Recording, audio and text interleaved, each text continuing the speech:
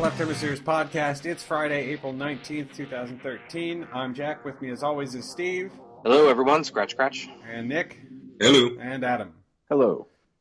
And we don't have too much to announce this week, actually. We have the Swear Jar status, which has its final tally, but we already did that. Yeah, well, we mentioned it in the Leftovers episode, the clip show. The total was $420, and Adam had a total of $41. Jack had a total of $56. Nick had a total of $134, and I had a total of $139 plus $50 I lost in a bet to Nick, so that brought me to $189. And again, that's the first quarter of the year. We're going to do it quarterly here. Well, we originally, I don't know if anybody remembers, I'm not sure if it was in the Lost episode or not. We stated we were going to probably donate this to Foundation Beyond Belief, and unless something terrible happened in the meantime, and of course this past week with all the events that occurred, we decided to donate our money to the We Are Atheism, Atheists Giving Aid to the Boston Massacre, to help alleviate some of the medical bills for people up there. There's been multiple reports of people that are uninsured or just underinsured. So we're going to be donating to that, and we'll probably make a post of that at some point to prove it, since you're all a bunch of bastard skeptics. So look for that in the coming week or so. So there's the status of that, and from here on out, we're stuck. We're on a new clock as of tonight. And speaking of Boston, there's still going to be a segment from Andy this week. I already talked to him. I haven't heard it yet. He said he'd get to me right before I'm done cutting. So, quite frankly, he was locked in his house all day. So, so he has no excuse. Exactly.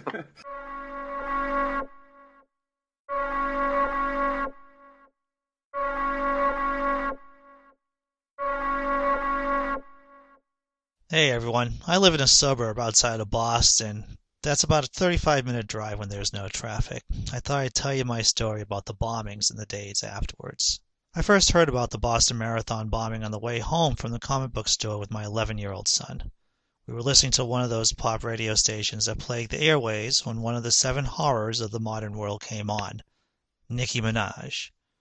Personally speaking, I hate her music, and worse yet, her fashion sense reminds me of all those poor people who are mentally ill and find themselves homeless. Quickly, I changed the station to what I thought had going to be a safe bet, the local NPR station. The reporter hurriedly spoke of 2 explosions that had just rocked the finish line at the marathon. She then told her audience, rather matter-of-factly, that when new information came on, they would let us all know. Until then, just go back to listening to the regularly scheduled program. Really, I'm not making this up. Sadly, I wasn't surprised. When the initial attack on 9/11 devastated one of the World Trade Towers, the only news source for information available in the first few minutes was from the Howard Stern show. One of the regular callers phoned him with the horrible story of a jetliner used as a suicide bomb. It took several minutes for legitimate news agencies to get resources allocated to the story that fateful September day. Leap forward to Marathon Monday, and I decided to tune into a Boston sports station. Sure enough, the stunned hosts were relaying the grisly details of how 2 explosions ripped into men, women, and children. Their voices shook as they relayed what information was available. Facts were scarce, but one thing was evidence. The city of Boston and her people had been attacked by lunatics. One of my first Facebook posts in reaction to the tragedy was, which one of the Abrahamic religions were responsible for this? And in parentheses I wrote down, note, I think it's safe to say Judaism isn't involved in this. Many of my friends, who just happen to be nicer people than I am, pointed out that religion may not have played a critical role in the attack. I replied that the best bet was that the bomber was either a virulent, anti-government, pro-Christian activist who had listened to too much talk radio, or a Muslim fundamentalist who was looking for a way to get himself some virgins in the afterlife. Disasters are surrounded by a fog, where there is so much information and exponentially more theories that our monkey brains concoct to make reason out of the chaos. What struck me, however, was the sad story of 8-year-old Martin Richard, who had been killed by one of the pressure cooker bombs. My daughter had just turned 8 the day before Martin was killed. The only reason why she is still alive and Martin's cold remains will soon be put into the earth is dumb luck. She will be playing at her school's talent contest next week, and I will be sitting in the audience as Martin's parents continue to mourn the loss of their little boy, whose message to the world was no more hurting. Peace. While my 8-year-old has been pretty oblivious to the news, my 11-year-old boy, Will, was aware of what had happened. We have talked about the bombings, and I'm happy to report that I've not gone on any angry tirades on how religion can warp a person's sensibilities into taking life. What I have stated is, yes, there are always going to be people who are going to try to use violence to get their way. Yes, there will be people who will try to stop them. We strive to be in the latter category. He came into our bedroom last Friday morning stating all the weapons that we have in the house, his bow staff, knives, and of course the family axe. He had heard about the shootout in Watertown on the radio in his bedroom. My son was taking inventory of how we could protect ourselves against the madness. His voice shook slightly. I joked that he had forgotten about the metal baseball bat that I kept under the bed. My wife shot me the look, which told me to be quiet while she calmed his fears. You could see how it still weighed on him later that day when we were bringing him to his aunt's for a visit. He knew that most of Boston and its surrounding suburbs were locked down. He asked us, "Does Aunt Ina live near where the terrorist is?" No, Will, she doesn't. Luckily, and there's that word again, the second killer was apprehended that night. My son hasn't mentioned the attack since then. I've also decided not to mention the zombie apocalypse for a while. Being a fan of The Walking Dead, I have a tendency of dropping zombie references around the breakfast table.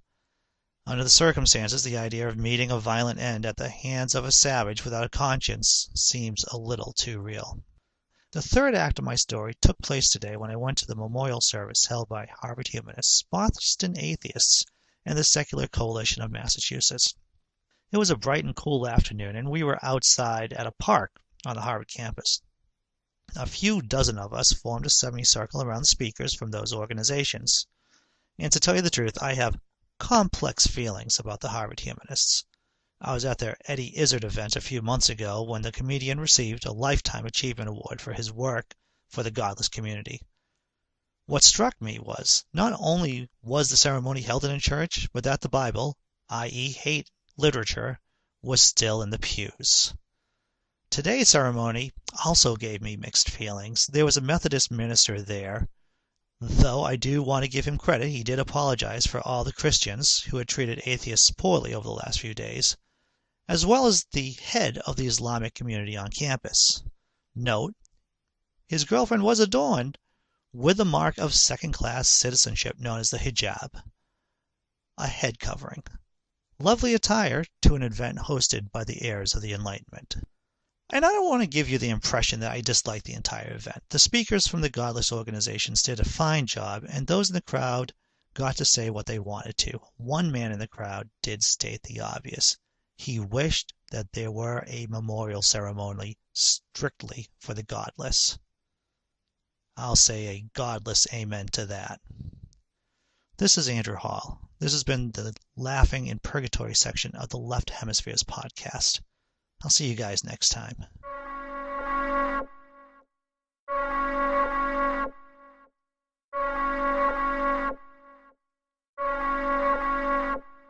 We have the two links here. The Atheists Giving Aid, the first one that came out on Tuesday for the Boston Marathon.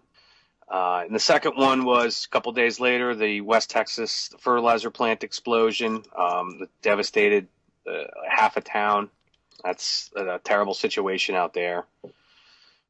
So we have the two links there. We encourage everyone to donate whatever you can. I mean, you can chip in $1. Just do something. As the Onion best summed up in one of their headlines, this fucking week. Yeah, about it. Yeah, that was a great post by them. And we've been gone for a month. There's all this back stuff that we had thought about talking about. You know what? There's just no time. Now, I mean, we're going to be going a little bit back with this, just stuff that's been going on, but still pretty relevant. I mean, we're not going to talk too much about Catholics for once. Yeah, actually, we have nothing on the docket for Catholics, which we'll see how long that lasts. So the first thing on the agenda here is to just discuss. I mean, I don't want to go through each one of these. We have a lot of notes this week, by the way. We're not going to go through all these point by point like we do in some weeks. It's just general referencing in the topic. So go to the blog and look at the show notes if you don't usually do that. Yeah, because there's some backstory and stuff, but we have a lot of notes, but we're not necessarily going to discuss each one in depth. The first issue is the so-called Boston Interfaith Service, and some people in certain corners of the atheist and humanist communities were pretty up in arms this week about not being included in that event following the attacks on Monday. It sounds like they're being deliberately excluded. If you take these people at their word, which you have no reason not to, I mean, all they're doing is contacting the governor's office, and which the whole thing was run out of the governor's office, which is a problem. And you have, well, I would imagine that's the biggest problem. Well, not that the event shouldn't be run out of the governor's office, but if it's going to be exclusionary, then it shouldn't be run out of the governor's office, right? Yeah, I mean, the term interfaith, obviously, I think we've discussed it here it's before always had that problem. When we discussed Chris Stedman, we discussed our problems with interfaith, not necessarily with Stedman, but with the concept. And what do you want out of it? What are you trying to get out of it? Not from a cynical point of view, but, why do you want to be included? My point of view on the whole thing is I wouldn't want to go, as long as it's called an interfaith service, and as long as it's being held inside a cathedral, and as long as it's exclusionary to a good portion of the community. I mean, it's not even just that it's religious. It was exclusionary to Judeo-Christian and Islamic. I mean, it was predominantly Christian. I think there were a few rabbis and a few imams there, but there were no priests from, Hindu priests or, Buddhist monks.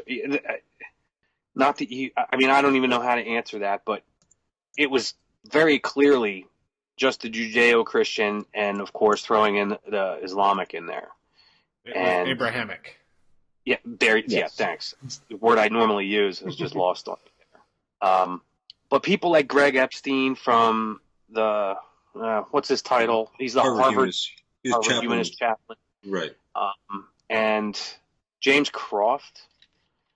He's from Patheos, Temple of the Future. He has something to do with the humanist community up there anyway. I don't know, start reading in the middle of the podcast, but he has a post entitled After Boston Bombs, Atheists Denied Healing. They're feeling very excluded up there because they wanted to be a part of this. But again, these are people, these are humanists, secular humanists, that actively try to involve themselves with the religious community. And to some degree, I see the value in that, but I don't understand why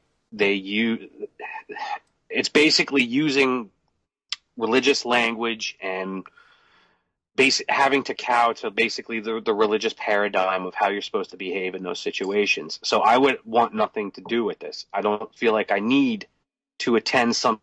I mean, I'm not in Boston, but if something were to happen anyway, that's an interesting point.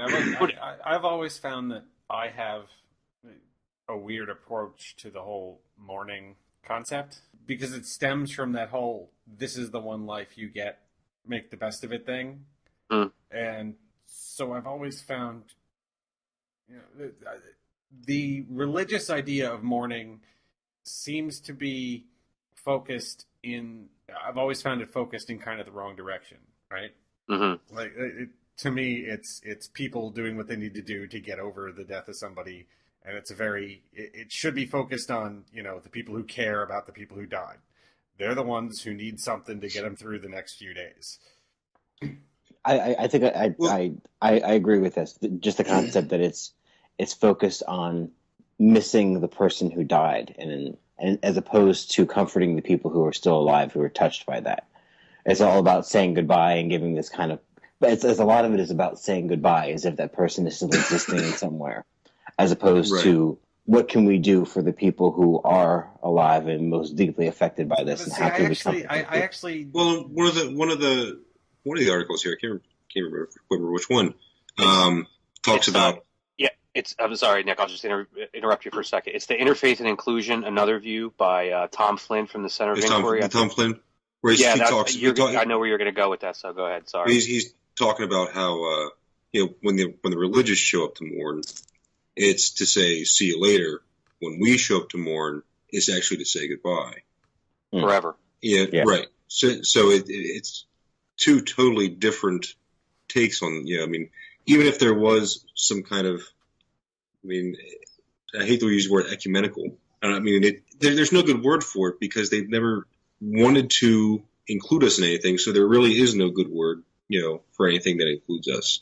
But if there was an equitable event that we were included in that wasn't done up like a Catholic Mass, like the interfaith prayer thingy that they had the other day, it still wouldn't be. We would still be the odd people out.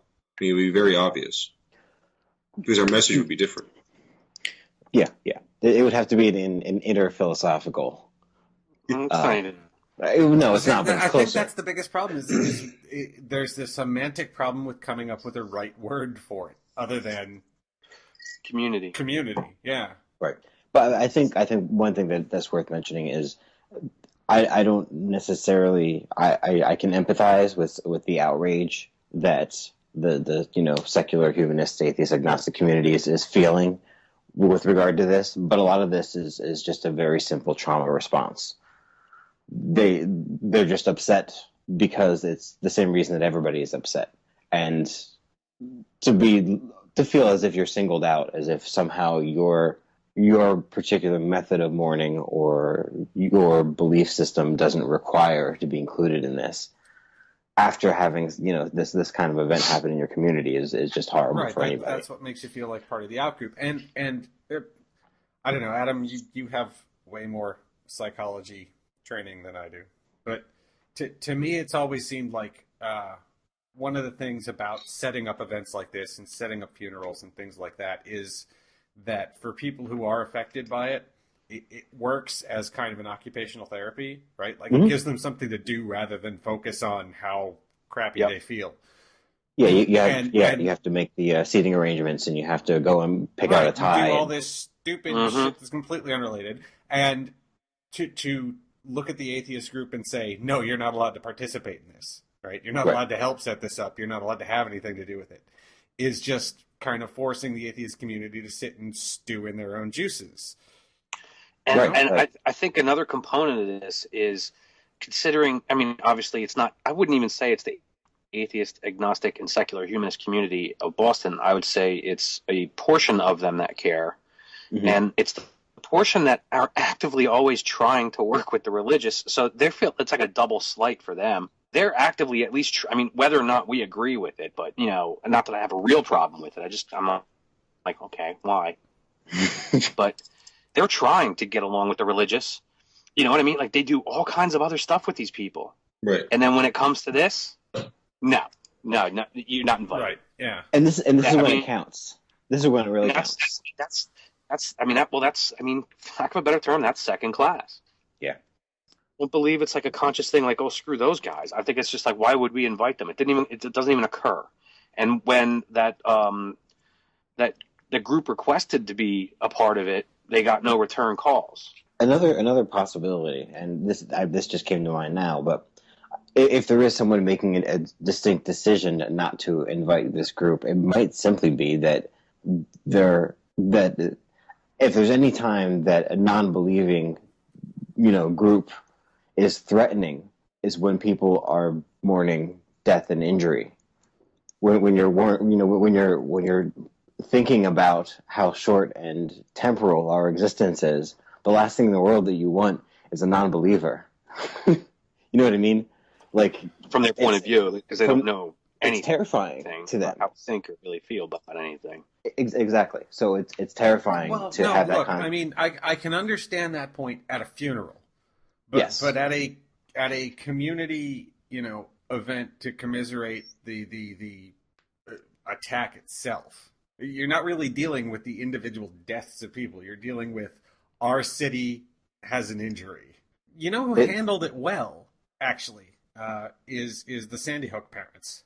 They had their city commiserate thing. Religion didn't come up at all. It's just, we need to do something about this problem. Mm-hmm. That was amazing. They also had they were all taking care of their children. So I think that kind of brought out the best in people, is because it wasn't just that they were mourning children, but they were also modeling for their own children. Mm-hmm. And I think that it made everyone a little bit more respectful and grown up. Well, not everyone, obviously, but in that community it did. I think that it brought out the best in those people, because they still had to present to their children how to handle a situation that nobody knows how to handle anyway. But it was child focused, so I think that helped a little bit. Mm-hmm. Well, on a lighter note, Islamophobia. Do we want to discuss the whole the terrorism and privilege? He did that thing again where he just had a whole bunch of links one after the other. We're talking about Tim Wise did an article about white privilege after the attack, before we knew who did it, and just listed. He did that thing again. I don't know if you remember the links, the article. Months ago. That was one of the first podcasts we talked about. One of his articles.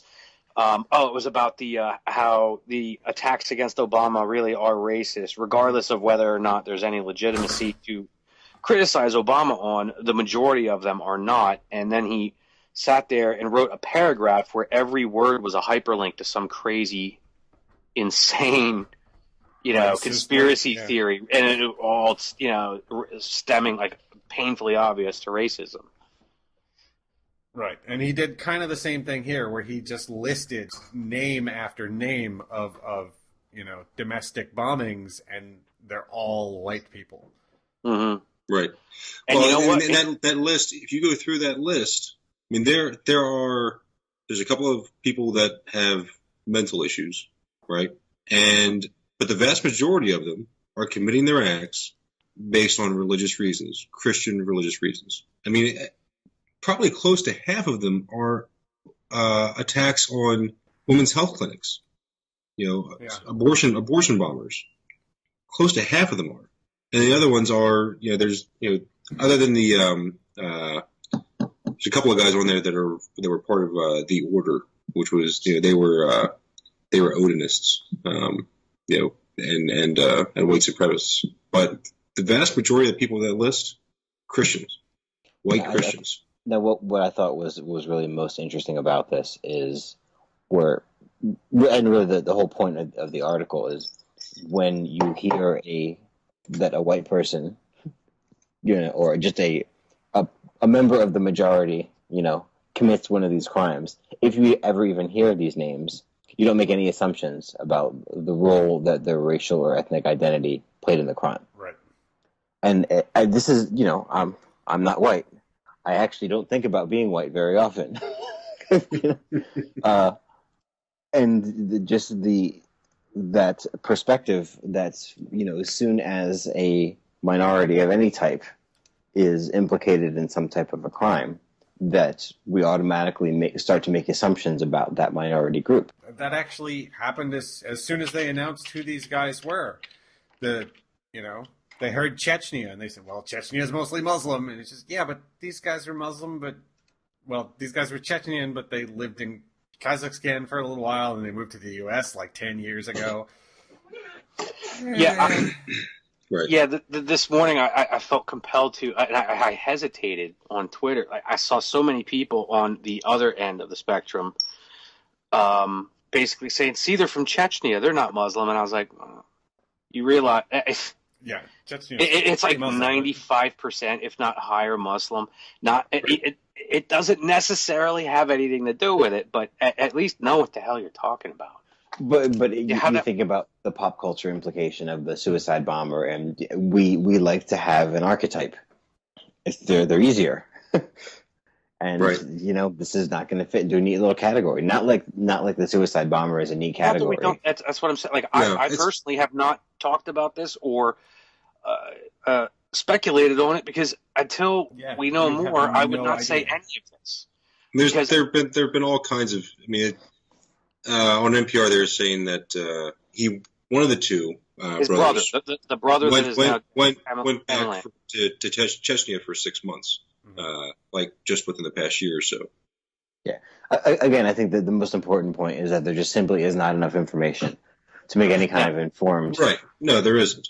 There definitely is And- not information. And this is the tendency that we have, because as soon as we can slap a label on it, we can start to feel safe again. And I think that we need to to control that impulse to just find a neat little category, a neat little box to put this in, so that we can forget about it as soon as possible. Right.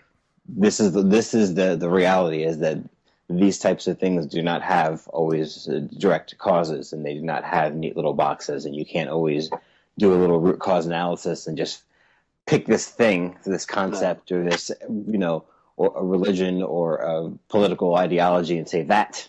If we could just get rid of that, everything honestly, would be great. in fact, that's a very dangerous worldview to have, because Yeah. it assumes that any external factor could turn any one of us into a raving psychopath at any time, Right. and that's just reprehensible to think. Yeah. So there. So there. Oh, Oh, Islamophobia. You bad girl. Yeah, I don't even know where to start with this. Well, if anybody's been paying attention to the internet for the past, I don't know, it's about 3 or 4 weeks. I think the first article on this was posted by Nathan Lean on Salon on March 30th. So it's been about 3 weeks since this started. I think actually it may have even started from an Al Jazeera article. The basic here is that the new atheists are Islamophobes and use atheism to justify Western, primarily American, treatment of Muslim countries and our actions in those countries. it's a very rock and hard place, isn't it? We get all this crap about over focusing on Christians, so we start focusing on Muslims, and now I don't think we started focusing on Muslims. I think the entire thing about only focusing on Christianity is basically, as Adam would say, an availability bias. well, yeah, Thank it you, sir. is. But I think in light of the Christian right taking that tack, we've started to point to other religions just to try and Diversify. diversify. Yeah. Well, yeah. I don't even think that. I mean, from the very start. I mean, you look at the first couple of 10 years ago when Sam Harris and Hitchens when their books came out and Dawkins, they criticized Islam just as much, or at least just as harshly as they do Christianity. I mean, The End of Faith is considered the first new atheism book, which I guess that could be argued, but that was predominantly about, well, almost completely about Islam. Mm-hmm. And that seemed to spark the interest. And then, we have our, the history that all of us are very familiar with, the so-called New Atheism movement. But it seems like this is an old enemy to come back to. It's an old canard. Yeah. And I wouldn't say that The End of Faith was completely about Islam. I think a large portion of it was. And then the irony there is that his follow-up to that, because of The End of Faith, was Letters to a Christian Nation, because of the letters he received from that book, because of The End of Faith. So it wasn't predominantly, it was definitely an attack against faith and religion. I'd be the first one to say that I disagree with Harris somewhat frequently, but I don't consider the man a racist. I think that's absurd.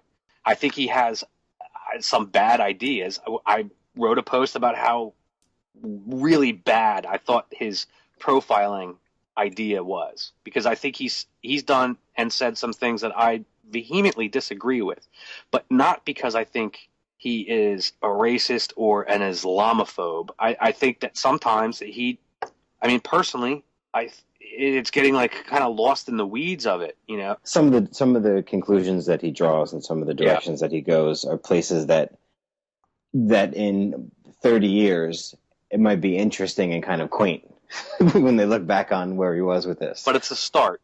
Sure, and that's the thing. Like, I think that he gets mired down in trying to defend himself, and sometimes he should, because like the Al Jazeera and Glenn Greenwald really just basically those were two, in my opinion, bullshit, criticisms of Harris. Yeah. But he gets mired down in trying to respond to criticism and then kind of goes off on a tangent. But one of the other criticisms here is of Dawkins, and that he has never read the Quran and therefore has no right to say that it's false. I find that patently absurd. Yeah.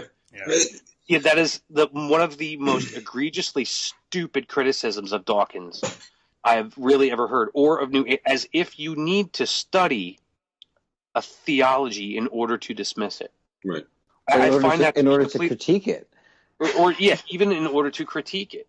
I mean, it doesn't take much. I mean, no, it doesn't. He said he didn't. I mean, he didn't read the entire Quran. He never said that he never read any of it. He said he never read the entire Quran, like he did, like he has the Bible. Right. Does the book say that Muhammad ascended to heaven on a horse with the face of a human being? Yes or no? With wings. Yes. Yeah.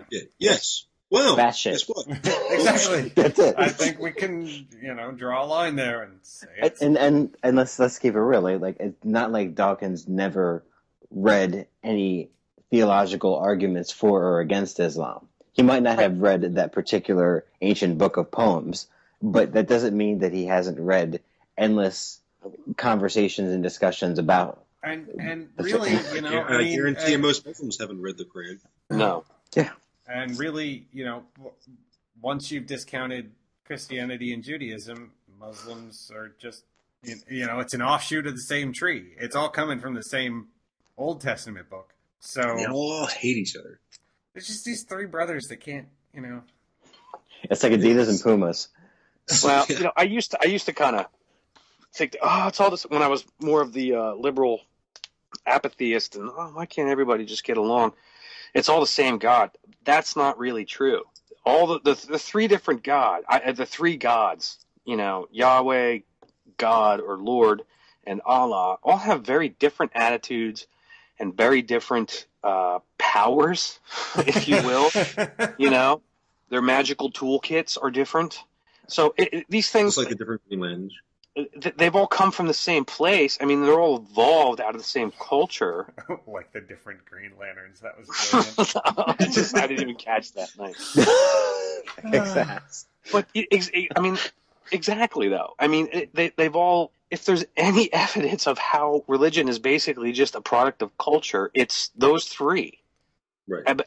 Their shared genesis, if you will.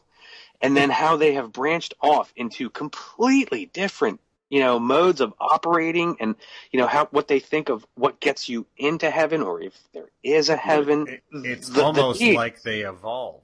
Exactly, they all did evolve, but just microevolution, not that. Baby steps. No, that is definitely cultural. There is no such term as far as I'm aware, but it's definitely cultural macroevolution. They evolved, in my opinion, those three deities are completely different at this point. They have evolved into three different deities. Even though they have a common ancestor.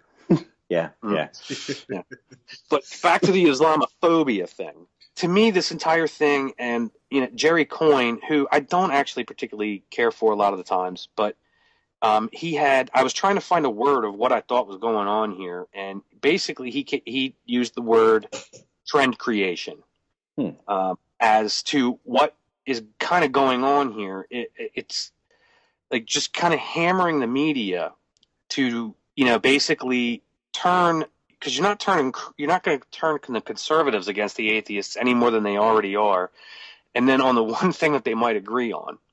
And then, although for very different reasons, and that's part of the problem that Glenn Greenwald cannot fucking fathom, no matter how many times people point it out to him. If you read his critique and Sam Harris's response to him about what Sam Harris was saying about the only people that are criticizing Islam are the far-right fascists.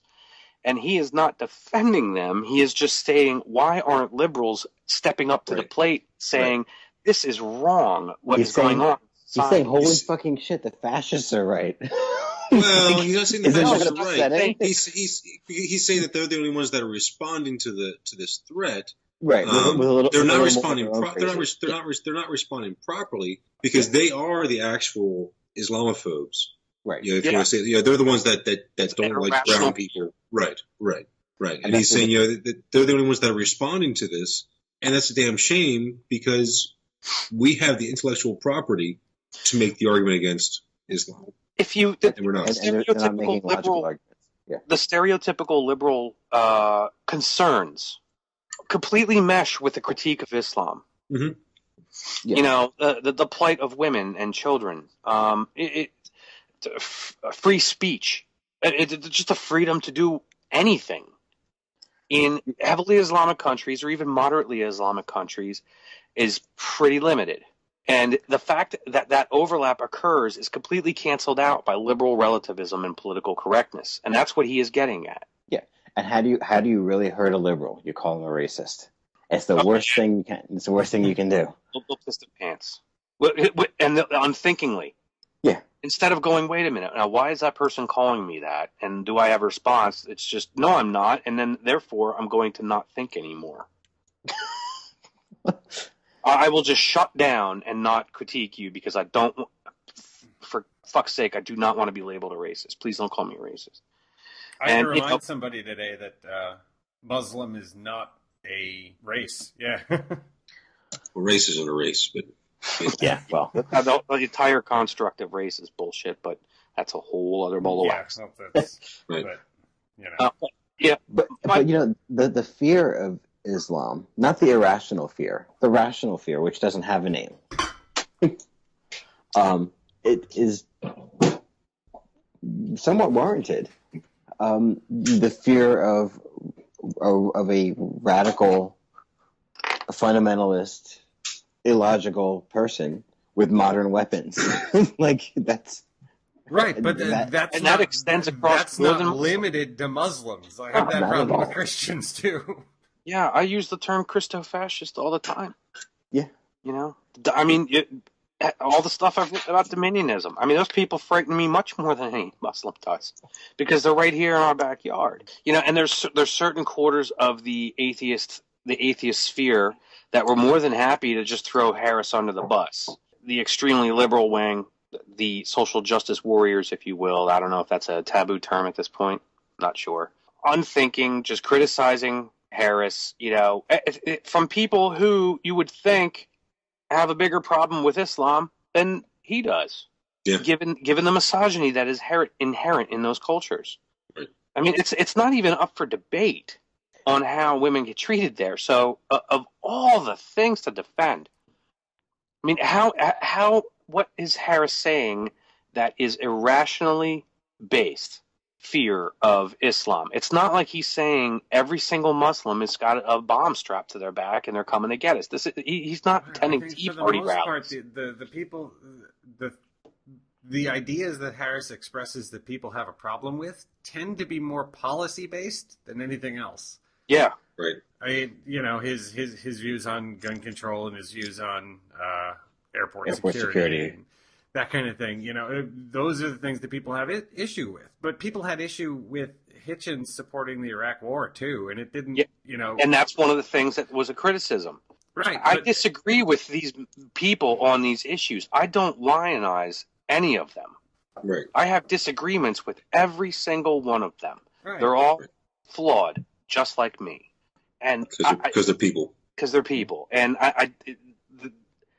a lot of the criticism ends up basically being, you know, they make these arguments. Why are you not perfect? Why are you not perfect? You criticize religion because it's not perfect, but there's a basis to criticize religion. And I'm not saying there's no basis to criticize Harris or Dawkins or Hitchens or anybody.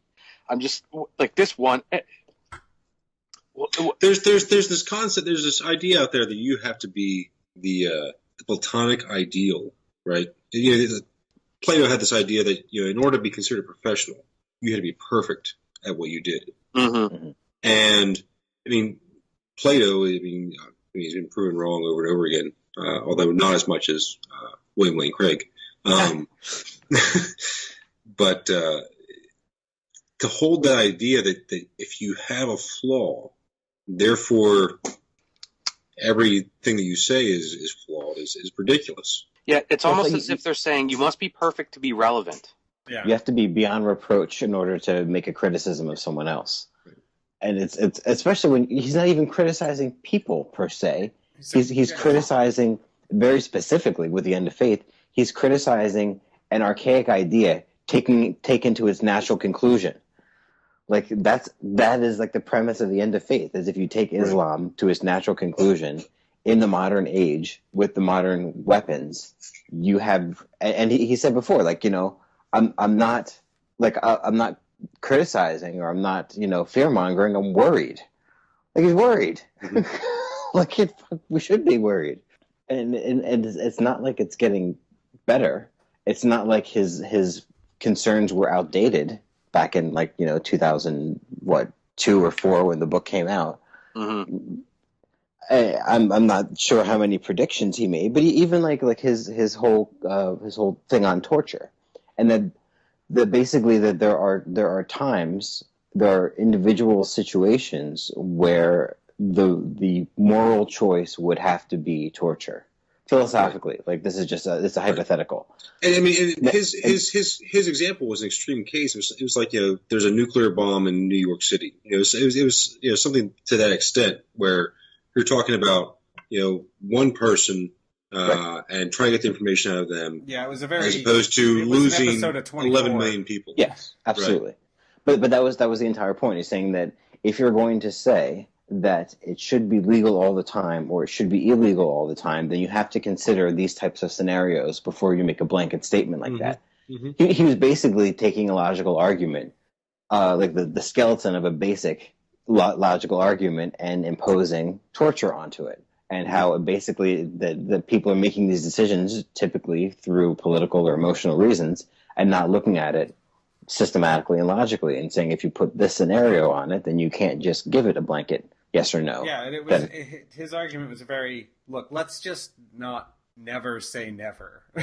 Right, and that is the point of thought experiments. And what he says often is these are things that we need to have conversations about. Even though he draws conclusions and he makes these points, the whole point is so that it sparks that conversation, so that we think about things that we typically are too, you know, intimidated or frightened to think about. That's the whole point. That's what his job is. It's the fear of thinking. Mm-hmm. To dismiss a thought experiment, almost no matter what it is, at least as a discussion point, is to be unthinking. I mean, the entire point is to just basically, okay, what are the pros and cons of this? And let's get to the bottom of it. And, you know, to use the conclusion of a thought experiment as the conclusion of someone's ideology is completely not understanding what a thought experiment is. Yeah, exactly. And it's just misrepresentation. The past couple of weeks, reading these articles, not getting too worked up, or I just like shaking my head at it. Like, really, this is the argument that you're taking against it. I'm always amazed at the arguments against atheism almost never involve an actual defense of religion. I think that we've gotten to the point now where at least like the apologists have gotten to the point where they're recognizing that something like the philosophical position of atheism is not something that can be attacked headlong. Right. Well, right. Other than dismissing it offhand. Right. There are two groups in haunting atheism, like I do. The things that you see there's two different groups. There are those who go in there not knowing what the fuck they're talking about. I have the Bible and I will convince you all. Fire, magic, missile at the darkness. The people who just discovered Pascal's wager. Yeah. Right. There's those people, and then there are people who, like William Lane Craig, who at this point, the man has to realize. I mean, I think he's just. I mean, at this point, I think that he is a prime candidate for the Clergy Project. Like, the man's got to realize that none of his arguments hold water. Well, see, but somebody, to have to strew such crazy balls of yarn in order to make an argument. It breaks Occam's razor. The law. It breaks the law of economics.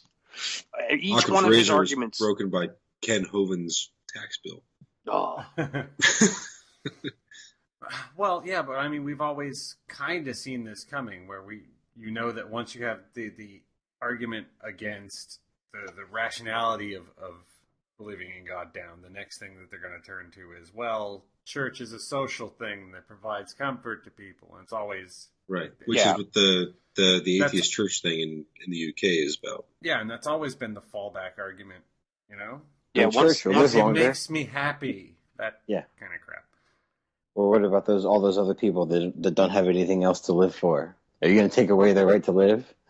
Yeah, or the whole, they try, there's the argument of the atheist state, and they pick the Soviet Union, of course, and right. It's not an actual argument of atheism. It's just most of them, the smarter ones, I say that with a grain of salt, are critiquing not an atheist state per se, but what society would end up like without religion. Not without God, mind you. Yeah. It's without religion. What would control people, which sort of is the point of Marx. Which is that's a social construct. Not that I agree with Marx, but it's the point of Marx. It's not a defense of religion. It's just basically the whole the empty container. What do you put in its place?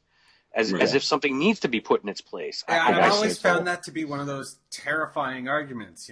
Whenever you hear someone say, well, if we were godless, we'd all be killing and raping each other, and you just gotta say, what the fuck is going on inside your head, dude? Well, I mean, and then you bring up Sweden and Denmark and the other countries that are more or less godless, like 85%, right? That have the happiest fucking people in the world. The highest literacy rate, the highest education, the highest health care, gender equality, homosexual rights, or LGBTQ. Right. Building roads to recharge electric cars while you drive. Yeah. New mothers get like 2 years off paid. But they're bad. Well, some of that's just Europe. I mean, the United States has it pretty bad when it comes to vacation and maternity time. Right. Yeah. Right. Yeah. Well, and then when you factor in things like crime statistics, I mean, violent crime in Sweden. Picture my hand way down towards the floor. Violent crime in the United States, way up towards the ceiling. I am on my roof. Yeah, percentage of the population that is in prison. United States, picture my hand going way up towards the ceiling. Sweden, my hand going way down towards the floor. God-fearing America is the better country, whereas more or less godless Sweden is, a hellhole. The devil. The devil. I don't know how we're going to fit this entire conversation into the show notes, but I like it. Yeah. All right, so another component to the Islamophobia topic here is regarding Femin. They had Topless Jihad Day, where the Ukrainian-based feminist group was standing outside of multiple places, but I guess one of the major places they were at was outside of the Great Mosque was it in Paris, France? Yeah. And there was a lot of counter-protesting. In one instance, I saw a man walked up to one of the protesters and basically kicked her as, hey, you can't be naked, so I will commit violence upon you. But that's not the point here. The point was Muslim women across certain parts of the world had their anti-femin protest where they were tweeting and posting pictures of themselves, in full hijabs or in partial. Say it's their choice, and they want to wear these things, and so then of course femin was lumped in with the anti-Islam, the Islamophobia tag, as if there's no valid criticism of Islam for the treatment of women. And I think one of the best criticisms of this anti-femin movement was a post in Pakistan Today by Kunwar Kuldeen Shahid in a letter called "Thank You, Dear Muslimat," and it's a great spoof, and I hope the man is okay. Yeah, really. Because he's in Pakistan. So he basically picks apart and he says, "Dear, multiple times, dear feminist Muslimat, thank you for," and then he just keeps going on paragraph after paragraph of, why Satire. they don't. Yeah, it's complete satire the whole way. It's extremely biting. It's very well done. Of why they don't get what femin is saying and how, they're oppressed. And it even addresses, that the Western world is trying to stick up for women in, non-Western countries, and how there's a lot of people, of course, liberals are jumping on the bandwagon on the anti-femin side because they can't think for themselves and just jump onto this bandwagon of, well, you can't criticize them because that's colonialist and, empire, blah, blah, blah, bunch of buzzwords. Right, and they're saying it's, it's Western white coming to the rescue. Right, as if these oppressed people's thing. As if that's wrong. As if it's wrong to even bring it up. Right. Like to say that you have no rights in your country, and I'm trying to point that out. The female circumcision, the fact that you're not even allowed to drive in some countries. Oh, you just got that right in Saudi Arabia. Great. Now you have to have a male in the car with you, or whatever the limitation is. Or written permission from a man to go to the fucking grocery store. The limitations are insane. And as if somebody does not have the right to say, I don't think that is correct. We've gone so far in the other direction of being able to criticize anything that people have shut down their brains. And yes, I just got a point. I think that's what that ding was.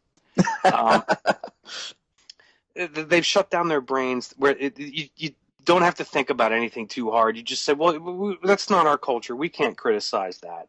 And it comes out, I've said this before, it comes out of a well-meaning place because there has been a lot of, Western intervention that is completely unjustified and very ethnocentric.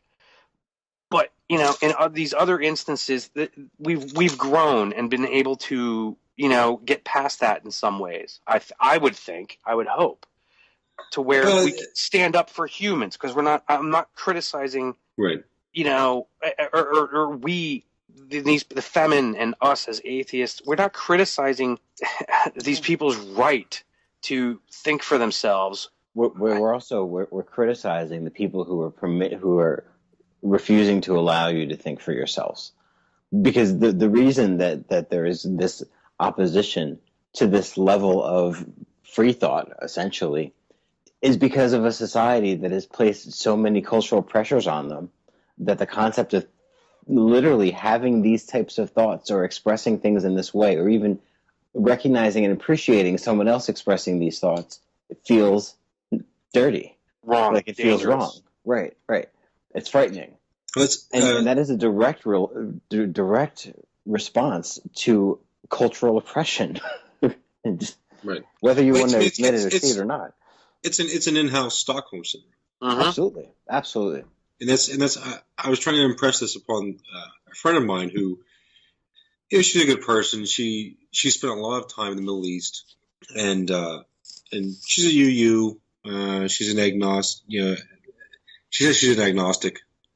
She won't specify agnostic theist or agnostic atheist, but she had posted this article, "Feminine Suppression of Native Voices," on Facebook, and I said that it's ridiculous. That let's go back to the 19th century.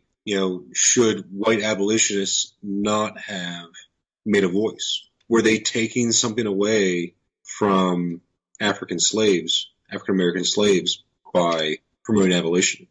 Good point. And the response that I got to that, I thought it was a good point. The response that I got to that was that it's a false equivalency because African slaves didn't Have a choice. How did they put it? That African slaves didn't think that it was okay. That they never thought that it was okay to be slaves. And I'm like, well, how is that a good point? How is it a valid point against the people that are speaking for equality that some people might not realize how bad they have it because they live in this insular world where their oppression is all that they know. It's all encompassing. Yeah. They are raised to not think. Right. And there are tons of social theories about African Americans still embodying those aspects of slavery and acceptance of their, economical and social position. So like Christianity? Well, right, yeah, exactly. But internalizing like guilt and blame and shame and all that other kind of crap, and you have like little black girls that would pick the white doll because they thought the white doll was pretty and not the black one. Like, oh, there's fucking volumes of that shit. Yeah, like, and it still goes on. That Dove commercial. That Dove commercial. Yeah, and then the criticism of I thought the criticism of it was on point. Of there were 3 people of color in the entire thing, and they all encompassed of like less than 15 seconds or something of the whole deal. And all the adjectives for good beauty was, light skin, thin, and blue eyes and blonde hair. The modern standards of beauty wrapped up in, like the sweet talk of that. Don't worry, you're beautiful on the outside. You just don't know it. Like. That doesn't really make me feel any better. No. But yeah, it's these are cultural constructs, and pointing them out does not mean that that it's some type of an act of hatred. It's criticizing ideas based on their own merit. Like this is what it is. Like looking at something just the basic inequality, and just because you're okay with it that doesn't negate the experience of literally. Well, I think one of the things about the religious left in our country jumping onto that bandwagon, I'm kind of I wish I was still in Australia when this broke, because I would have liked to have seen this from outside the American bubble.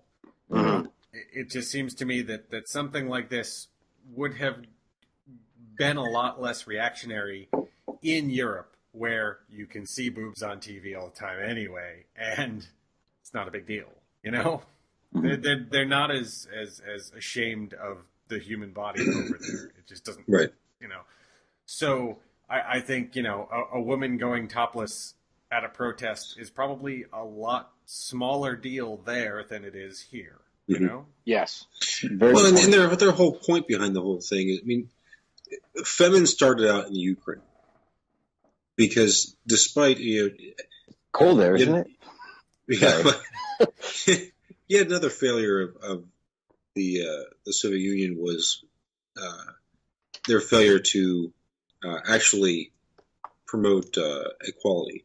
The society that came out of the Soviet Union was just as bad as the society that went into the Soviet Union as far as gender equality.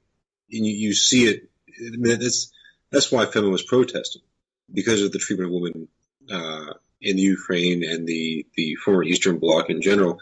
And then it started spreading to Western Europe, the movement did, where you were encountering more multiculturalism.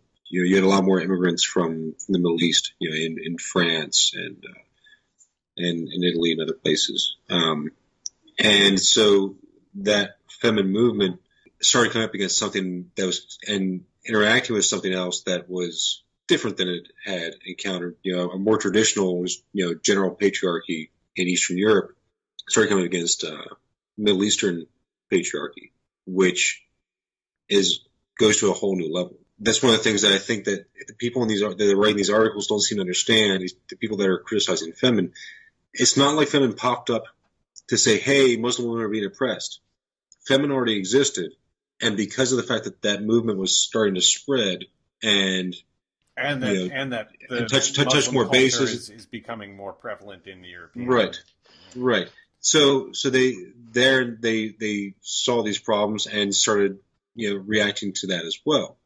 And a lot of the pushback against Femin in Europe, when it wasn't even Femin's focus wasn't even on the treatment of women in Muslim countries, was just they were getting attacked by the Muslim communities for what they were doing. Right. Yeah, it's a culture war in a lot of ways. Mm-hmm. I don't even see much of a reason to bring any religious stuff into it, other than the reasons for the basis. Yeah, but it doesn't seem to. I mean, it very much more it's a culture clash. Right. And in this Femin and the Suppression of Native Voices article, it's a very selective criticism in order to make their point of imperialism. The responses Sultana received were drenched in perverse Islamophobia, sexism, and pure unashamed hatred. Fuck off back to your own country, burn in hell, grab your ankles and remain silent. Muhammad was a pedophile. Put on your burqa. She's happy with her chains, etc. All coming from those who, just moments earlier, were tweeting gleefully in support of Muslim women. And that's like an unfortunate side effect of every group in the world has unthinking idiots in it. Quite frankly, I mean, some more than others. Some more than others, but you know what? I mean, everyone's got them. I think if you averaged it out, it would probably be a pretty standard bell curve. I think you're right. Standard deviation be pretty level. I mean, there's just always bandwagon jumpers, and they're going to support Femin in what they're saying, and then when the criticism comes in, they can't handle the criticism, so then they just kind of lash out, and it happens in everything. But that doesn't make the overall point of what they were saying untrue. And I think the biggest problem with it is, on some level, you want to say, look, if somebody wants to wear whatever the hell they want, they can wear whatever the hell they want, and that includes the hijab if they want, and a burqa. But it brushes up against that cultural enforcement of it. I mean, because who's really in control? Like, do you have the right to say no? Yeah. Do you have the right to say no? And in most cases, the answer is no. And if you do, whether you're in Saudi Arabia and you have morality police, or you are in France, that was one of the other ones. That's what wasn't on our list. Oh yeah, the two guys men getting kicked out of Saudi Arabia for being too handsome. Yeah. For what? There were two men from the United Arab Emirates who were in Saudi Arabia for some event. I think they were even diplomats or something, or emissaries or something. And they were. It's not the morality police in Saudi Arabia. They literally have religious police, and the religious police went into the stands and took these two men and deported them for being too handsome. And they were. Yeah, I was one of those guys. I was on vacation. I forgot to tell you guys. I didn't think it made the news. They were deemed too handsome and might be a temptation for their women. Wow. That's some Mandingo shit right there. Well, obviously the only solution for that is for everybody to wear burqas. That's men and women. But the burqa's not enough to cover the eyes, because then the eyes are too seductive. That's another thing, right? The niqab. Yeah, so, do you have a choice? Yes or no? No? Well, then, recognize that. And if you do, then you have to understand why you choose to do it. And at the very least, they have to recognize that even if they have a choice in their particular household, and I'm sure that every household is different, you know what I mean, just like anywhere else, that does not mean that everyone else that wears a burqa or a hijab has a choice.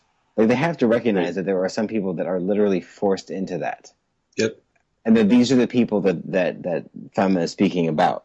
Like, that's who they're advocating for. If it doesn't apply to you, then it doesn't fucking apply to you. But you have to recognize that it applies to somebody, especially if you live in that culture and you're surrounded by it. Like, there's one thing for us to speculate from fucking Pennsylvania, But when when you're right up in the middle of that, you know that that's the way that it is. You understand that existence because that's your life, and that's all the people that you know.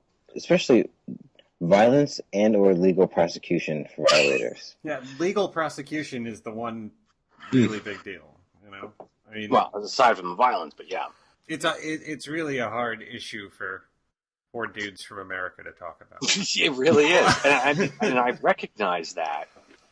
It's not something I'm completely comfortable with, but that's just basically because we're told not to discuss it or have any opinion on it in a lot of ways. It seems that and to some extent, just me that Femin has that large punk component to it, which I automatically tend to side with. Yeah. And they had the whole Pussy Riot thing, and so there is that. On some level, there is that cultural. Well, that's my side.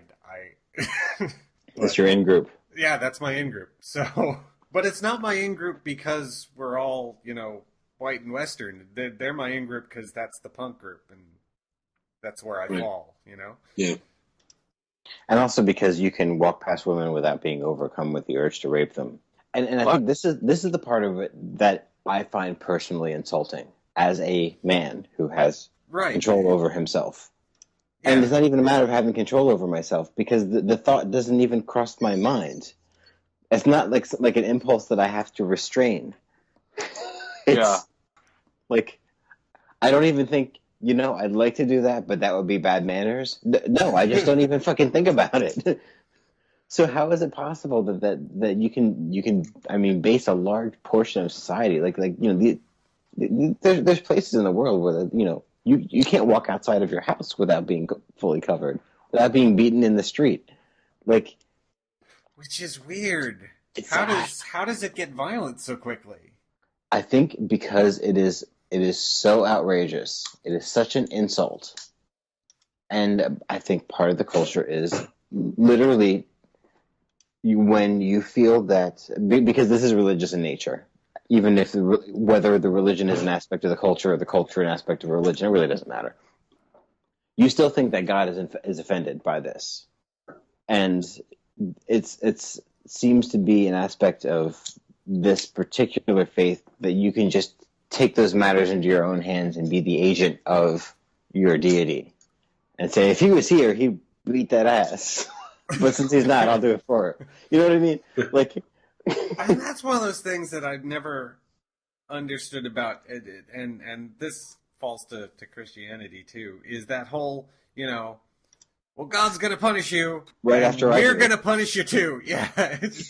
You're going to hell for this, and I'm going to beat you for going to hell. I think the punishment part is covered by going to hell, right? So can't we just bypass the beatings? If people actually got struck by lightning for breaking commandments, nobody would break commandments. If the first time I ate some shellfish, I got struck down, and somebody next to me was, Leviticus, man, you should have read it. Then it wouldn't have happened again. But there's no proof of that. There's no execution of these laws other than people. Yeah. All right. Yeah. I think we riffed on that enough. The next post, or the next link we got here is how post-Christian is U.S. society. This was a poll done by the Barna Group, which is not a friendly organization. No, this is a Christian organization. They are a Christian poll group. We've actually posted several things by the Barna Group over the years because they keep finding these self-damning trends in religiosity in America. And so it's almost like it has a little bit of extra weight because they're sitting here going, oh God, what is happening? They're seeing the erosion of, as they say, Christianized America. So they created these metrics to determine who's post-Christian. And you kind of have to read the article to figure out what that means. But in short, it's just basically labels mean almost nothing in some regards. It's depending, a lot of people, and I think a lot of us as atheist activists would know this. There's people that call themselves Christians, and then when you start talking to them, really falls along the lines of more of an agnostic point of view or a deist, or there's a huge spectrum of belief on people on how they label themselves. Post-Christian metrics include, here's the categories. 4% do not believe in God. 8% identify as atheist or agnostic. Now, okay. Yeah. 13% disagree that faith is important in their lives. 18% have not prayed to God. Now, wait. Notice that there's that little asterisk there that's in the last week. Yes. Yeah, I was going to get to that. Have not prayed to God in the last week. 18%. 27% have never made a commitment to Jesus. 29% disagree that the Bible is accurate. 32% have not donated money to a church, and that's within the last year. 33% have not attended a Christian church within the past year. 41% agree that Jesus committed sins, which is a wholly Christian statement. Even if you're not, that's like, I never even thought of that, to tell you the truth. It never even fucking occurred to me. I read like that and I was like, huh? That must be like a weird semi-Christian statement. I've never even considered that. I'm going to go with that being one of those inside controversies that they just don't tell the outsiders. Exactly. Yeah, no, that's a good point. 47% do not feel a responsibility to share their faith. 57% have not read the Bible in the past week. I would love to know what that number is in total. Yeah. I would think it's probably like, and I'm not even kidding, it's got to be 80 to 85 to 90% have never read the Bible, at least in its entirety. In its entirety, right. I think that's what the difference is right, because people, it's the whole cherry picking. And they're talking about, reading the Bible as kind of like a meditation, right? Right. That's like, the thing is like, I know for a fact people in my family have not read the Bible. They call themselves Christian. Does that include your stepfather? I don't know. I'm pretty sure my stepfather knows what the hell he's talking about. That's a whole other. We're talking about, that's one of those weaselly terms, like, have you read the Bible this week? Well, not all of it, obviously. It's a hard book to get through in a week. I don't think the weekly thing is, I think it's just they haven't read it at all. I mean, obviously no one's reading the Bible per week. Right, but they're also, when somebody says, have you read the Bible, and they think about it in terms of, well, yeah, I read some of it here and there.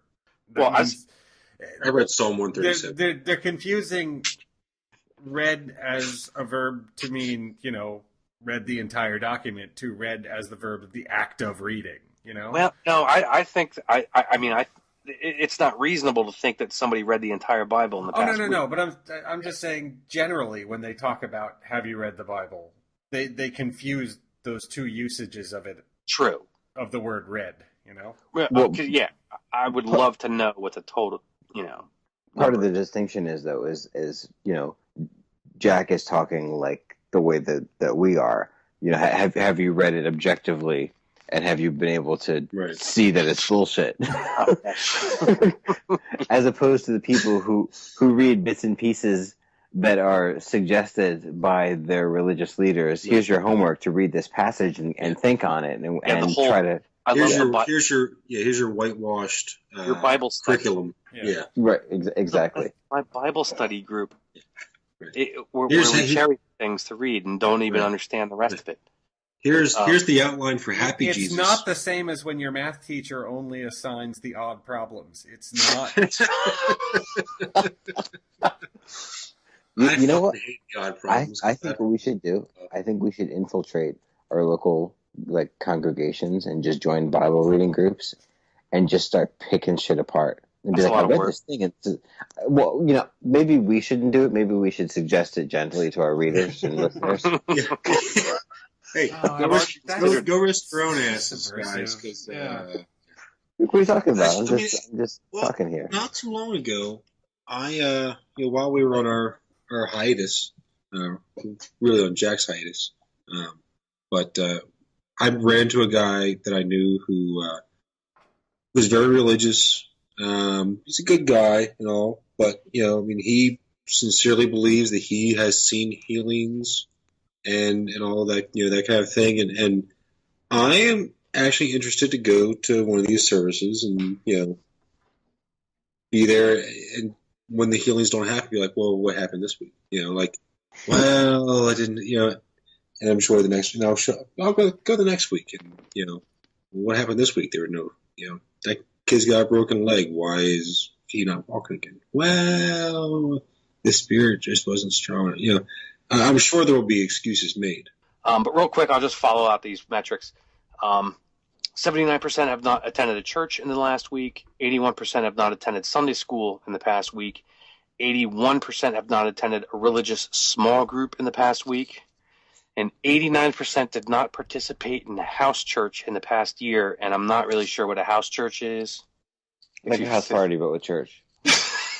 Ain't no party like a house. But anyway, so what these metrics show, the post-Christian totals are 60, and the way they're you kind of have to read this and look at. There's a lot of graphics here that make it a lot easier to understand. While you're listening to this, if you can, open up the graphics. It makes it a lot easier. So how post-Christian are we? Obviously, they mean we because everybody in America is Christian or post-Christian. Well, the real Americans. Right. Well, yeah. I mean, you can't be anti-Christian. 63% of Americans rank as low on the Barna Group's post-Christian scale. 37% of Americans are highly or moderately post-Christian. That means meeting at least 60% of the factors listed above that we just went through. And 9% of that 37 are highly post-Christian, meaning they met at least 80% of the factors listed above. This is all very sociological. That's why I really suggest you read the article. It's not hard to understand once you actually go through it. But what this is showing is, and there's a huge generational gap, 18 to 20, 48% are considered post-Christian, and 16% of those are highly. The Busters, which some of these names, they call 18 to 28 the Mosaics. I've never heard of these generational names before. No, neither. Busters are 29 to 47, which would include all of us. What is it?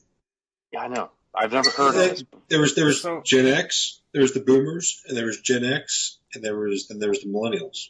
No, they call it Mosaics, which is 18 to 28 years old, and that's 48% post-Christian. That's the Millennials. Yeah. The Busters, which is us, is 40%. That's Gen X. And then Boomers, obviously baby boomers, are 35%. And then seniors, which is 67 and up, 28%, which I'm kind of surprised by that. But anyway, what this is showing, and they're lamenting, is a huge gap in Christianized America. That the country is very much falling away from Christianity. Mm-hmm. And it's fully 1/3 of the youth are nuns. And they've adopted that name too, the nomenclature of nuns. And they talk about that. And of course, they see it as, new levels. This is the last quote in the entire deal, which I find amazing.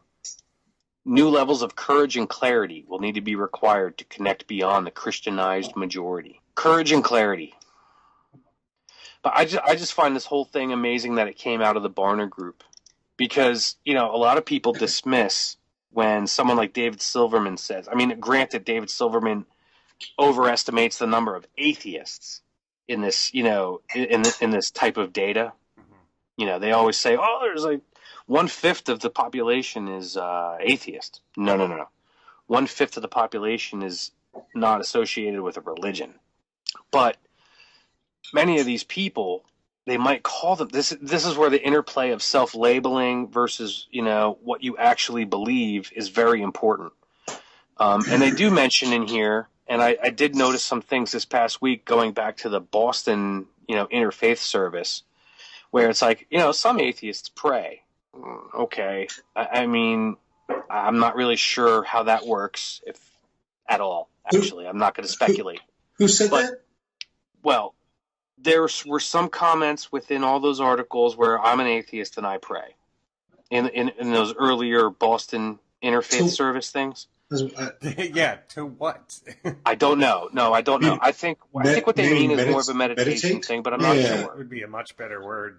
But well, of course, this is what I'm saying. Like Nick was saying, there's people that know what they're talking about, and there's people that don't. I mean, you this is like new atheists, and not with the new with the quotation marks or capitalization.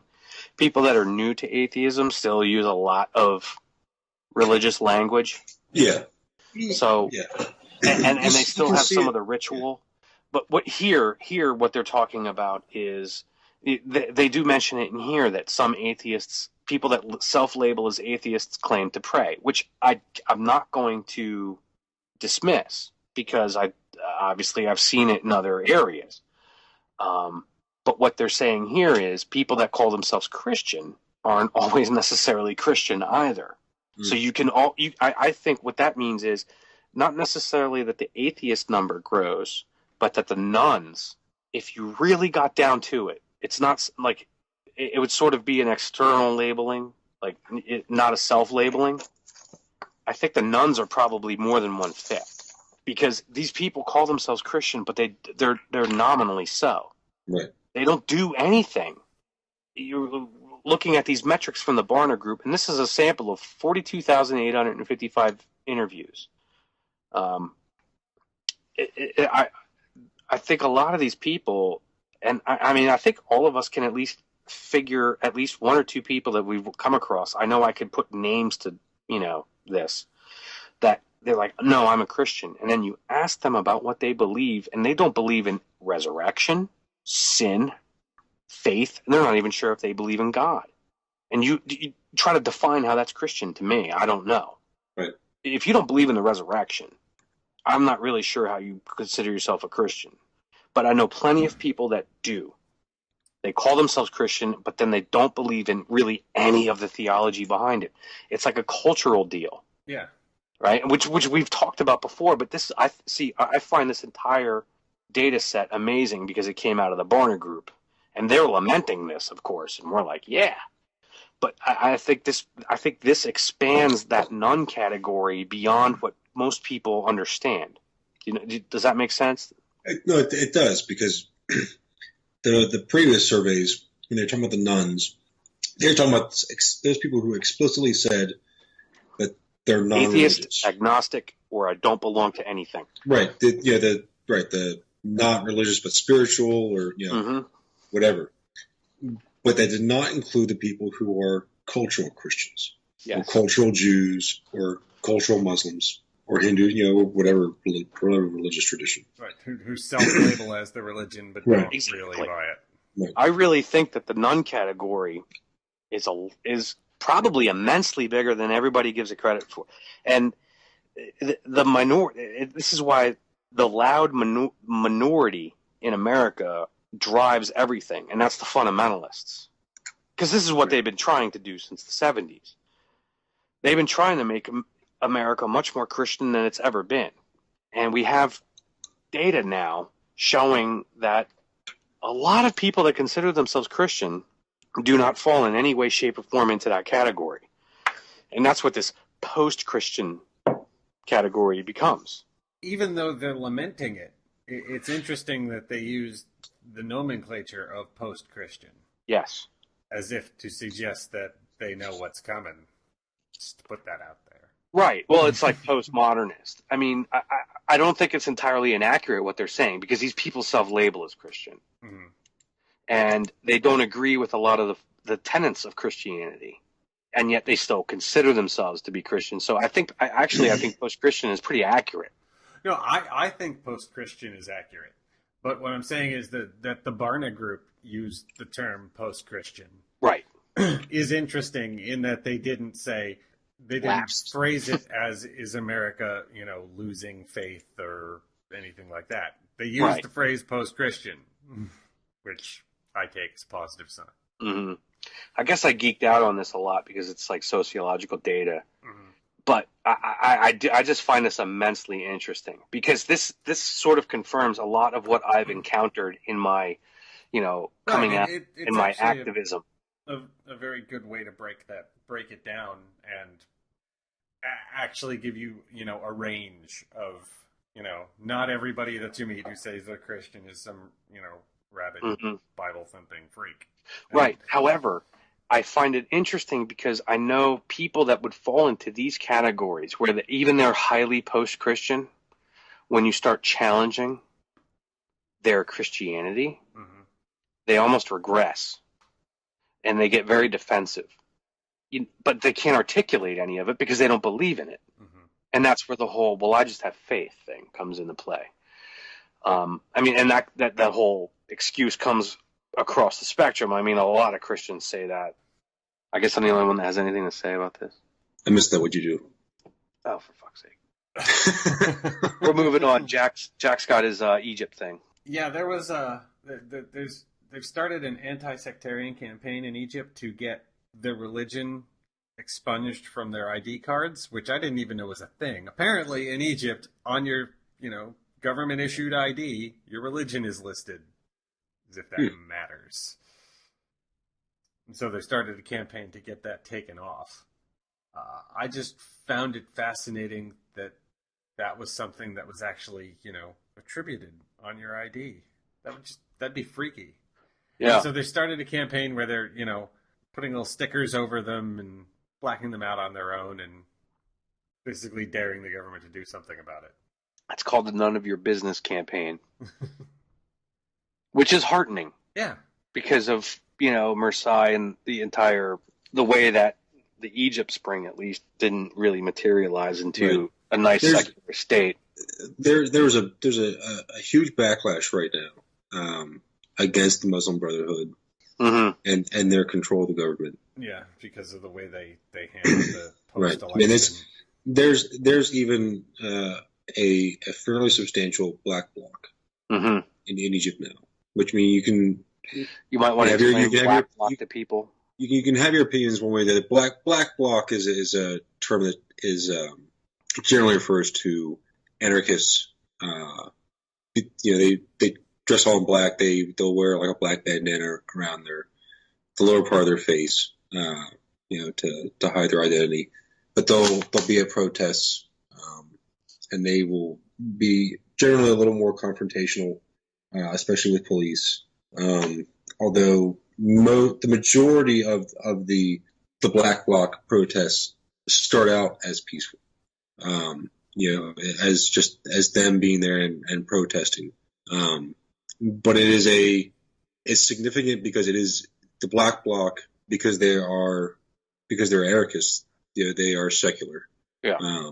And secular in a way that is even shocking to many people in the West. Yeah, because they take the tenet of no gods, no masters to heart.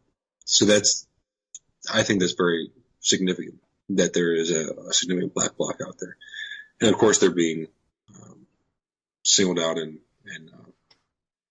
oppressed upon. Well, the campaign came out of a lot of religious violence.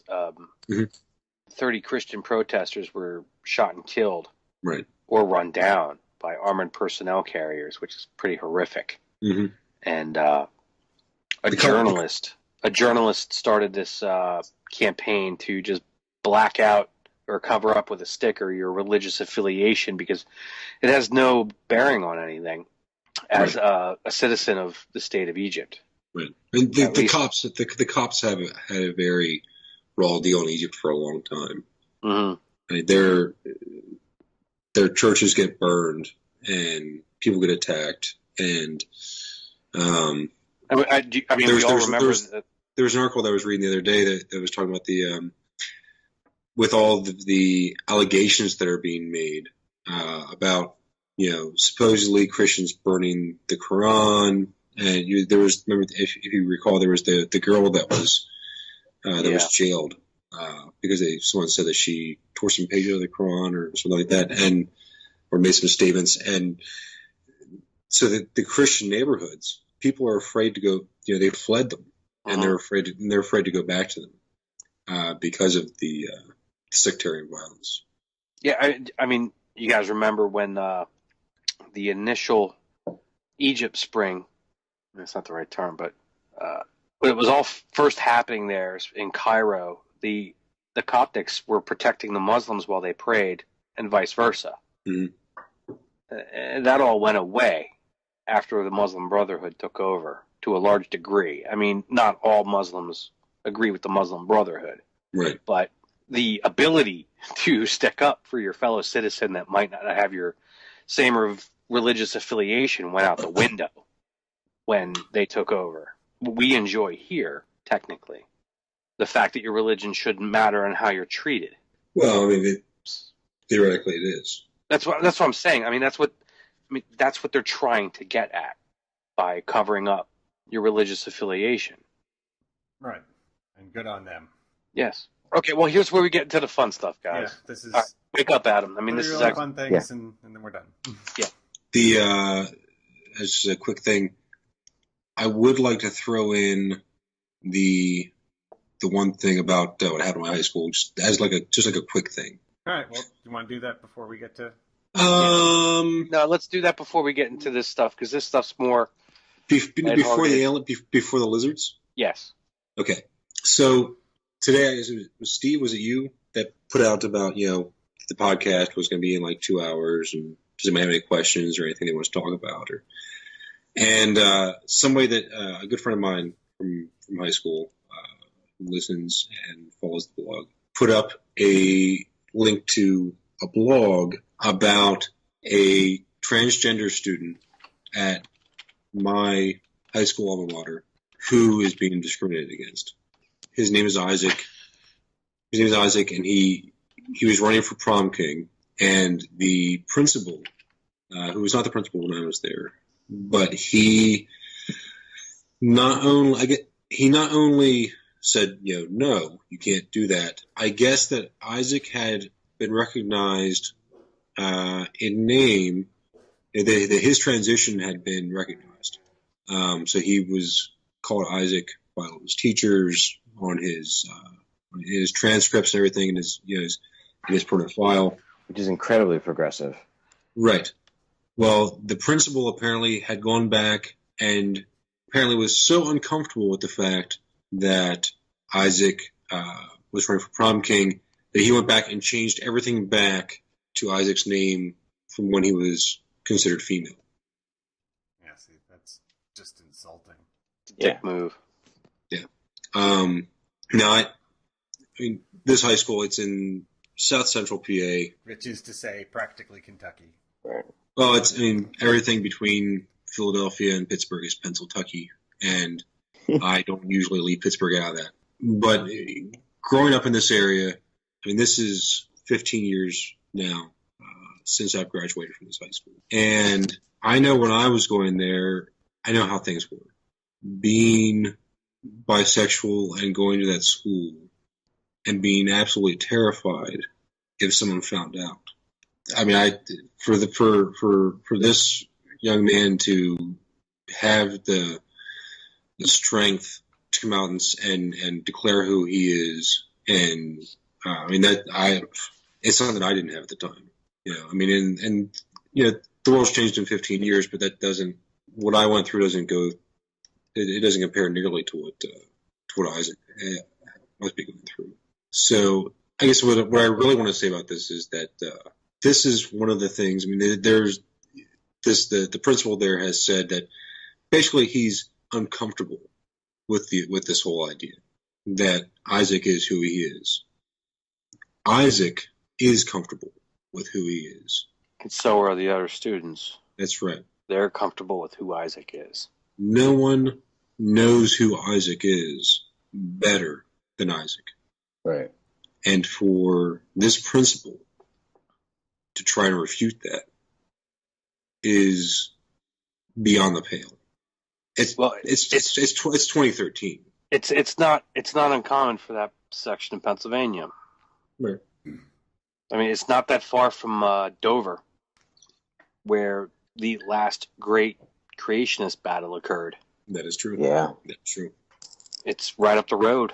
It's not 20 minutes. I highly doubt that Isaac's listening to this, but I mean, I support you. I'm sure the rest of the guys here support you. Yep. Yeah. And there are people working to try and get things done. Yeah, the principal. Yeah. I mean, it's, for those of you who are listening, please feel free and do it in a manner that can't be easily brushed off. Try not to write like I speak. In a staccato. With a whole lot of ellipses. Right. Anti staccato. Speaking of anti-staccato. But Red Line Area School District is the school district where this is happening. So if you Google that, you can find all the emails for the administration. Mark Shu, who is the principal in question, and of course, the superintendent and all the other players in this, and send them emails saying, look, this person deserves to be recognized for who they are. This person is Isaac. That is who he is. And for you to discriminate against him is wrong. It's immoral. It is absolutely immoral. It's none of his damn business. That's right. He's a school administrator. This reminds me of false equivalency or ad hoc or whatever, but there was a principal, this is a few years ago, who demanded that there could not be any interracial couples at prom. Oh, yeah. And then a biracial child came up to him and said, well, what the fuck am I supposed to do? And his response was, that's having you. Yeah. That's actually that came out in the past week or so was in Louisiana or in Louisiana, Georgia. It was in Georgia that all this was going on, and I guess they are finally having their first integrated prom in the school district, and no one will support it. Including the governor of Georgia. I mean, he won't even make a simple statement saying, "This is great. It's 2013." And we can have, all the students. Our president is biracial. Right. Right. It's really time to get over this one, folks. Wow. So, Isaac, our heart goes out to you. Really hope that we get this resolved. Isaac is a senior, so most likely, by the time this would actually be resolved, he will probably be a senior in college. It gets better. It does get better. Yep. And do not forget that there are those of us outside of Red Line, including those of us who were at Red Line, that are here to support you. And from all accounts, the school, it's like a non-issue to the student body. So if that tells you anything, it's really just one dick principal.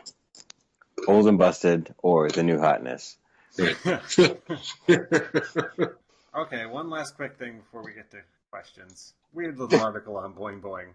12 million Americans believe lizard people run the USA. There's a list of conspiracy theories and the percentage and actual number of Americans that believe it. We'll run down the list because it's actually pretty interesting. And you know what? I bet you some of us and our listeners might adhere to. JFK was killed by a conspiracy. 51% of Americans. I would not be opposed to that. As opposed to a lone gunman. Well, it doesn't say multiple gunmen. It just says conspiracy. Well, but, right. One person acting alone or a conspiracy of literally two or more people plotting. You know what I mean? Like, right. Yeah, well, I mean, when you get into the Kennedy conspiracy stuff. Okay, next one. Bush intentionally misled on Iraq weapons of mass destruction. 44%. I don't know if that's conspiracy. I thought that was fact. Yeah, it amazes me that one is lower than the Kennedy one, actually. Or that's even considered like this is a list of like conspiracy theories, and I don't think that's a conspiracy theory. Maybe that's just our weird bias. Maybe. I guess you're focusing on the word intentional there. I mean, I still no. How much of what anything that Bush does is actually intentional? That's a question of how much does Bush believe his own bullshit, which is very gray area. How intentional is it when Bush doesn't wet himself? I mean, that's really Next is global warming is a hoax. 37%. You just got to blow me off on that. I can't. What do you want? What do you want? What are we supposed to do Man's a with that? moron. The man is. I mean, it's a simple man's. Global Yes. warming is a hoax. 37%. Blow me off again. That's horrific. Aliens exist. 29%. Now I have a problem with that. What It the doesn't fuck? say intelligent aliens that visit us and all that. I mean, Right. That would be and the. is there life, other for life me. in the universe? I'd go along with that and fall Yeah, into like, the 37%. I don't see how you could say no. Are we talking At about least alien as a abduction? probability factor. Yeah. I mean, It also depends on the American that you ask, because there's a few of them when they hear the word alien, they just think Mexican. But they exist, right? At the New World Order Oh, exists. 28%. That's right. Saddam Hussein was involved in 9/11. 28%. And that's a travesty. horrible. That is That is true. just a failure of the American media. Yeah, our journalism is broken. A UFO crashed at Roswell, 21%. That's just become like a cultural phenomenon at this point. Yeah. Here's one. Nick, control your vaccines. Vaccines are linked to autism, 20%. Yeah, I'm glad that it's only 20, but it's just fucking appalling that it's 20. Yeah. And with this, and with that, when we start getting into the real good, crazy stuff, the government controls minds with TV, 15%. Which is bullshit. Well, not necessarily. No one watches fucking C-SPAN. No. What I'm saying is that TV controls minds, but it might be questionable whether or not the government controls TV. The government controls minds with TV. Well, it's a specific. The government is doing the controlling there. So There's all those subliminal messages and the encoding and the priming and all that other kind of stuff. That's all there. Yeah, but I don't think that's the lizard people, which we will get to. I suppose that depends on whether or not you believe we're living in a corporatocracy. Yeah. Mm. The medical industry invents diseases, 15%. Ooh. Yeah. The CIA developed crack, 14%. No, I don't believe they developed crack. They just didn't stop it. They might have sold it. I would have believed it if crack came out in the 50s. But by the time we get to the 80s, right? yeah, by the time we get to the 80s, like, Bill Cosby was on TV and I don't know. They were all busy with Iran-Contra. Yeah. They weren't dealing in crack. They had coke. They had other brown people that hate them. 14% believe in Bigfoot. 13% believe Obama is the Antichrist, which requires a whole other level of belief in other bullshit. Yeah, that's a whole... The government allowed 9/11, 11%. Fluoride is dangerous, 9%. The moon landing was faked, 7%. Bin Laden is alive, 6%. Airplane controls are sinister. Contrails are sinister chemicals. That's straight out of Alex Jones. 5%. Paul McCartney died in 1966, 5%. And this is the headline of my personal favorite is Lizard People Control Politics, 4%. That feels like a poem to me.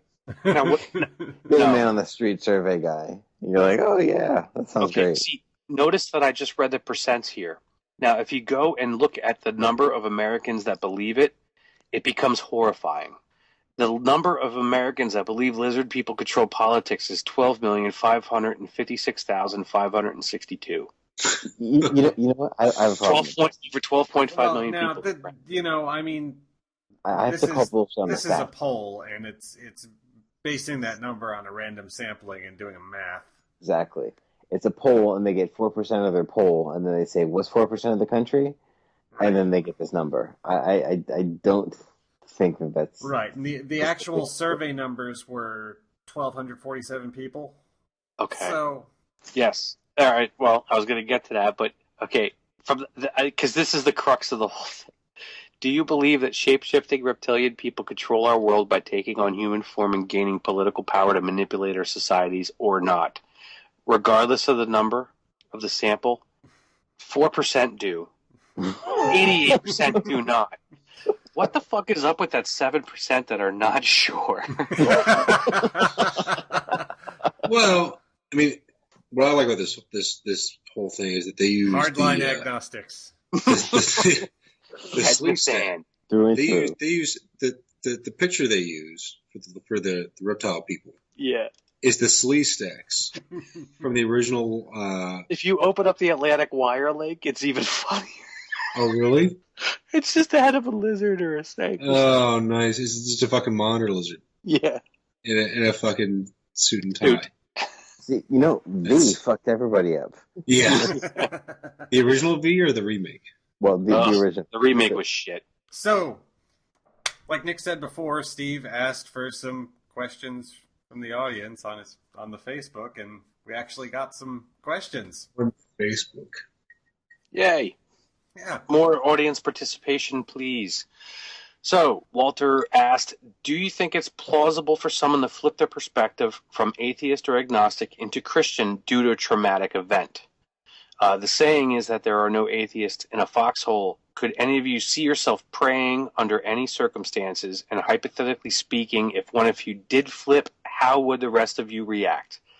That's a couple questions, actually. But Yeah. I would say, me personally, no. I mean, it's simplistic, but I've been through some traumatic events, and nothing has made me more or less religious than I was prior. Well, no, I would say that I've been through some traumatic events and they made me less religious. But the question itself, do you think it's plausible for someone to flip the perspective from atheist to agnostic into a Christian? Well, yes, I think it's plausible, mostly because it happened to, what's his name? From the DNA gene sequence. Francis Collins? Yeah. And I think it was earlier this week Steve posted that Darren Brown thing where he demonstrated the psychological techniques to giving someone a religious experience. Mm-hmm. Mm-hmm. So, it's possible. Well, yeah, I should say I made that very personal for a second there. I shouldn't have. It's entirely plausible, and I have actually seen people kind of teeter due to traumatic events, one way or the other. Mm-hmm. People that were atheist teetering towards not Christianity per se, but just towards religiosity because they couldn't. Well, no, I wouldn't even label it. It just the need to feel that something was bigger than us. And then I've seen people, due to traumatic events, just completely drop their religion. The whole problem of evil thing, mainly. Right. And just why prayers were never answered through a continuous series of horrific events. I've seen it go both ways. So, yes, of course, it's entirely plausible. I don't think it's... You know what? In some ways, I don't think it's defensible either way. I think non-belief comes down to several different factors. I mean, there's different kinds of atheists. Mm-hmm. Right. There's rational atheists, there's emotional atheists, there's logical atheists, there's evidential atheists. We're not a monolith, and not everybody knows what the hell they're talking about, as we've said a couple times during this episode. There's atheists that don't know what they're saying. They're just kind of angry and they lash out. I don't want to minimize their atheism. I'm just saying they're not really thinking about it a whole lot in some cases, and people are emotional and they just kind of react, and in some ways bad things that happen to them create the ability for them to distance themselves from religion, and in other cases it puts them right back into it. And I think the only person that can truly speak to the foxhole thing is Nick. Never at any point in my time, either in the military in general or my time in combat in particular, did any kind of God cross my mind. I mean, in training, particularly in the combined arms training, combined arms exercise out in Twin Palms, California, being up on observation posts, listening posts, I heard artillery whistling over my head, and I learned the sound of it. I learned how close it was, what the noise was that it made when it was coming close to you. And so, particularly in Iraq, especially during the assault on Nasiriyah, there was artillery incoming, and I heard the sound of it, and I recognized how close it was coming. And the thought that crossed my mind was not, oh God, my God, dear sweet Jesus, or anything like that.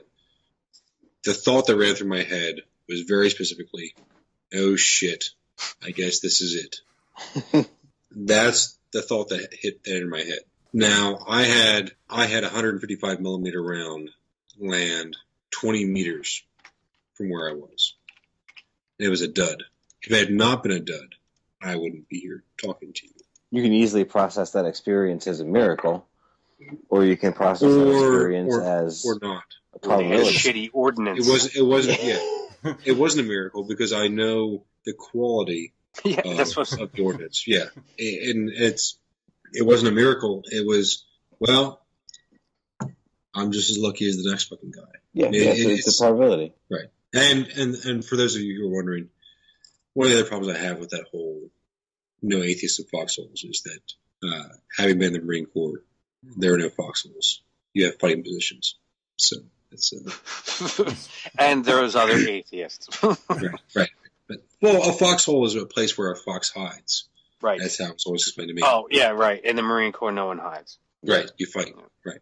So I had one of those traumatic experiences where, my wife almost died, and I had to wait for probably about 2 hours.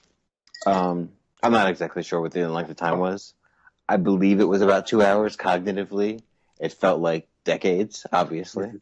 Mm-hmm. And the closest I came to praying is realizing this is the moment when people typically pray. Right. Prayer seemed artificial. It seemed fraudulent. So it just wasn't something that I actually thought to myself that if there were a God that existed, that now would be the worst time for me to try to gain his favor. Because you obviously have an agenda at this point. Right. Moving on to the next part of that. I do not see myself praying under any circumstances because I see it completely as futile, as Adam just said, or as a self-serving mental comfort. Right. Even if I came to believe in a God, the idea of prayer, of intercessory prayer, seems so arrogant. I've written about that. Yeah, and ridiculous. It's magic. It is.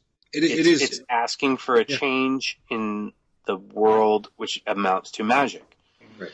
It's the idea that by doing something, by meeting certain expectations, an invocation, by wringing the neck of a dove in the case of Judaism, or killing whatever's other sacrificial animal according to what other religion, whether it's Germanic, Celtic, Greek, Hindu, Nahuatl, whatever. There's 1,000 variations on it. But the idea is that you can control the gods and beg their favor by doing certain things in a ritualistic manner. And to me, that whole concept is ridiculous. And it's so prevalent in our culture in times of stress or times of grief and loss that it's actually a stage of grief, the bargaining. Right.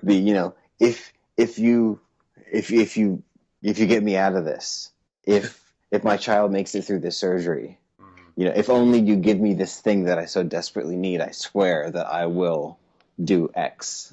Yeah. Whatever I've been convinced by external forces that X is. Right. That's what you're really being a teenager, being constipated and being like, if you just let this pass, I will believe in you. This too shall pass. I will start praying. Just get it out of me. But I haven't had that issue since. So praise me. Yeah. Well, what if one of us flipped? Well, that's a really good question. I wouldn't be mad, but I'd be very disappointed. Yeah, I don't know about you guys, but from my perspective, it really wouldn't change that much. I mean, maybe I wouldn't see you guys quite as much on Facebook. And you probably won't show up for the podcast anymore. As friends, it wouldn't really change much. No. Right. Because most But of my it would friends definitely change in the way our relationship is because The of conversations would change. because of that. Yeah.